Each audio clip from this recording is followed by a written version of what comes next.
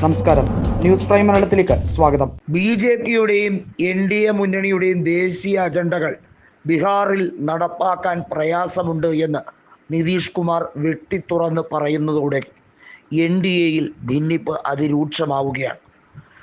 ഐക്യജനതാദളിനെ സംബന്ധിച്ചിടത്തോളം ബീഹാറിൽ അവരെടുക്കുന്ന തീരുമാനമായിരിക്കണം അന്തിമം എന്നൊരു വാശിയുണ്ട്.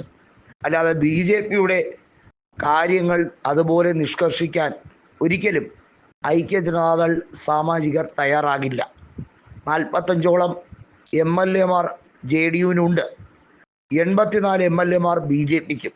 എന്നാൽ അവിടെ ഒരു ബില്ല് പാസ്സാക്കണമെങ്കിൽ, അതായത് ബീഹാർ നിയമസഭയിൽ ഒരു ബില്ല് പാസ്സാക്കണമെങ്കിൽ ഐക്യജനതാദൾ കൂടി ഉണ്ടെങ്കിലേ കഴിയുകയുള്ളൂ. ഒറ്റയ്ക്ക് ഭൂരിപക്ഷമില്ലെങ്കിൽ എത്ര സീറ്റുകൾ വാരി എന്ന് പറഞ്ഞിട്ടും കാര്യമൊന്നുമില്ല. ഇപ്പോൾ കേന്ദ്രത്തിൽ BJP-ക്ക് 240 സീറ്റേ ഉള്ളൂ. അവർക്ക് സഖ്യകക്ഷികളുടെ പിന്തുണയില്ലാതെ ഒരു സുപ്രധാന തീരുമാനവും എടുക്കാൻ കഴിയില്ല എന്ന് പറയുന്നത് പോലെ തന്നെയാണ് ബീഹാറിലും BJP-യുടെ അവസ്ഥ.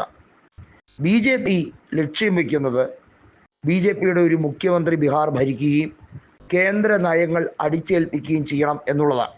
എന്നാൽ 12 കോടിയോളം ജനതയുള്ള ബീഹാർ നിയമസഭയിൽ BJP-ക്ക് അങ്ങനെ ഒറ്റയ്ക്ക് ഭൂരിപക്ഷം കിട്ടില്ല എന്നുള്ളത് വളരെ വ്യക്തം.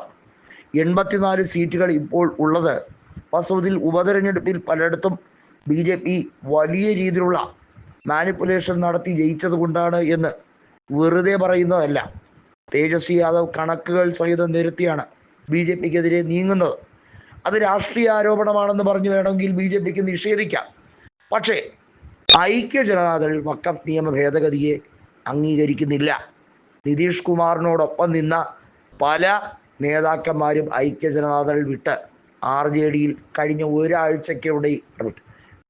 ഒരാഴ്ചക്കിടയിൽ ചേർന്നു. ഇത്തരത്തിലൊരു രാഷ്ട്രീയ നീക്കം നടന്നാൽ ഐക്യജനതാദളിന് പിടിച്ചു നിൽക്കാൻ കഴിയില്ല. അതിനകത്ത് മുസ്ലിം വിഭാഗത്തിലുള്ള നേതാക്കൾ മാത്രമല്ല ഉള്ളത് എന്നുള്ളതാണ് ഐക്യജനതാദളിന് ഏറ്റവും വലിയ ഭീഷണി. നിരവധിയായിട്ടുള്ള മതേതരവാദികൾ ഐക്യജനതാദൾ വിട്ടുകൊണ്ടിരിക്കുന്നു. അവർ കൃത്യമായും പറയുന്നു, നിങ്ങൾ മഹാഗഠബന്ധനുമായി സഹകരിച്ചില്ലെങ്കിൽ ഇനിയുള്ള കാലം ഐക്യജനതാദളിന് BJP-യുടെ അജണ്ടകൾ അതേപടി പാലിക്കാനേ കഴിയുകയുള്ളൂ. സ്വത്വം നഷ്ടപ്പെട്ട രീതിയിലേക്കാണ് JDU പരിതപിച്ചിരിക്കുന്നത്.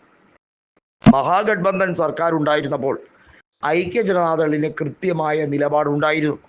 കൃത്യമായി കാര്യങ്ങൾ പാർട്ടി സമ്മേളനങ്ങളിൽ നിതീഷിന് തീരുമാനമായി എടുക്കാം.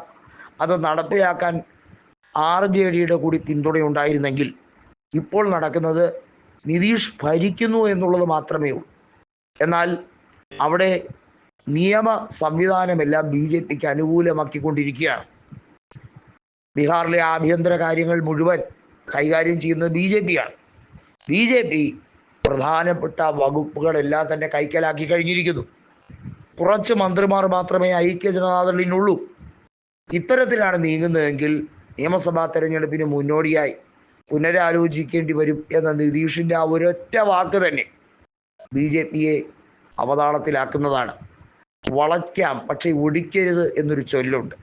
BJP ശരിക്കും വിശ്വാസത്തെ തകർത്തിരിക്കുന്നു എന്നാണ് നിതീഷ് തുറന്നടിച്ചിരിക്കുന്നത്.